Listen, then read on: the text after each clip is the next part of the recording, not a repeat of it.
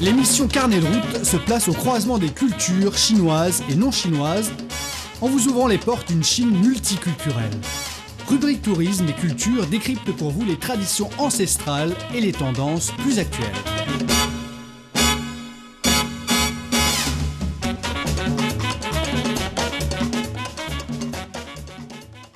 Bonjour à toutes et à tous, quel bonheur de vous retrouver pour ce grand format de carnet de route. Aujourd'hui, nous vous proposons une immersion totale dans l'une des régions les plus vastes, les plus mystérieuses et les plus spectaculaires de la planète. Il s'agit bel et bien du Xinjiang. Avec mon collègue Rogo, nous allons parcourir cette traversée de plus de 1,6 million de kilomètres carrés. Bonjour Rogo. Bonjour Manon, je suis ravi. Le Xinjiang n'est pas simplement une destination, c'est un continent en soi. C'est l'endroit au monde le plus éloigné de toute mer ou océan. C'est une terre de contrastes absolus où l'on peut passer en quelques heures d'un sommet enneigé à 7000 mètres d'altitude à une dépression brûlante située sous le niveau de la mer. Ah, c'est un décor de cinéma. Mais pour nos auditeurs qui préparent leur itinéraire et comment structurer un tel voyage, la région est si immense qu'on s'y perdrait facilement, Rocco. Oui, tu as raison, cher Manon. Historiquement et géographiquement, on divise souvent les voyages en deux grandes boucles. La route du nord et la route du sud, séparées par la gigantesque chaîne de Tian Shan, les montagnes célestes. La route du nord est celle des steppes et des forêts de sapins, tandis que la route du sud suit les oasis mythiques qui bordent le désert du Taklamakan.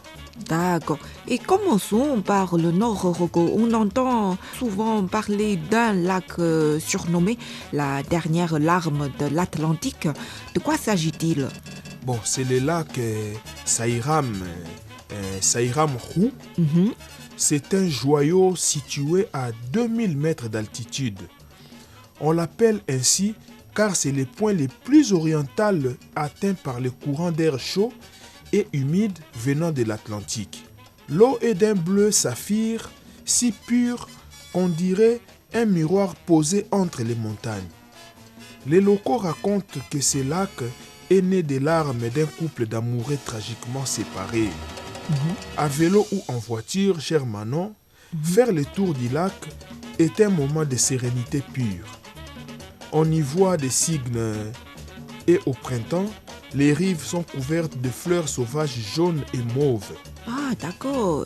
Ah, maintenant j'ai compris pourquoi on dirait que c'est la dernière larme de l'Atlantique. Et si l'on continue plus au nord, vers la frontière, le paysage change encore, n'est-ce pas? Absolument. On entre dans la région de l'Altaï. C'est là que se trouve le village de Hemu. Imagine, cher Manon, des centaines de petites maisons en bois, des isbas nichées dans une vallée entourée de forêts de bouleaux. C'est le pays des Touvas. En automne, les feuilles deviennent dorées et le village semble figé dans le temps. C'est l'endroit idéal pour déconnecter totalement. On y circule à cheval, on boit du thé au lait salé et on écoute le silence. Ah, c'est un contraste frappant avec l'image que l'on se fait de la Chine urbaine. Et est-ce difficile de s'y loger, Rocco? Non, cher Manon, l'offre s'est beaucoup développée. On peut loger dans des auberges en bois très confortables avec des poêles pour les nuits fraîches. C'est une expérience de slow tourisme par excellence. D'accord. La traversée du Taklamakan, on parle d'un paradis pour les cyclistes courageux. Paradis est un mot fort car le Taklamakan signifie en langue locale « si tu y entres, tu n'en sors pas ». Oh là là. Mais aujourd'hui, Grâce à des routes goudronnées incroyables qui coupent le désert du nord au sud, c'est devenu une épopée possible. Rouler sur la Tarim Desert Highway est une expérience métaphysique. On pédale sur un ruban d'asphalte entouré d'une mer de dunes de sable qui bouge au gré du vent. Et comment gère-t-on la chaleur et le vent quand on est à vélo? C'est là que la préparation intervient. Il faut un équipement de pointe. Un vélo du type touring ou un VTT Vélo à tout terrain? Oui. avec des sacoches étanches pour protéger ses affaires du sable fin qui s'infiltre partout. Oh là là. La clé, c'est l'autonomie. Même s'il y a des stations de pompage d'eau tous les quelques kilomètres, utilisées pour l'irrigation des buissons qui fixent le sable, il faut prévoir des réserves de nourriture et surtout de l'électrolyte. Le vent de face peut être terrible, réduisant votre vitesse à 5 km/h. Mais quand il est de dos, vous avez l'impression de voler au-dessus des dunes. Ah, et quel est le meilleur moment pour tenter ce traversée? Bon, sans hésiter, cher Manon, je dirais septembre ou octobre.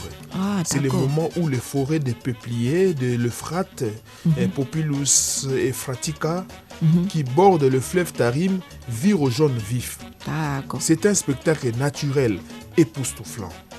Les contrastes entre le bleu du ciel, l'or des arbres et l'ocre du désert. Après le désert, on arrive dans les oasis.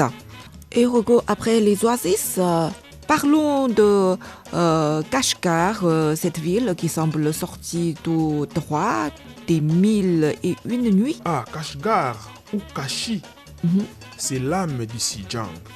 C'est une ville vieille depuis de 2000 ans. Son centre historique a été magnifiquement préservé et rénové. Ce que je préfère à Kashgar, c'est la maison d'été des 100 ans. C'est un lieu où le temps s'arrête.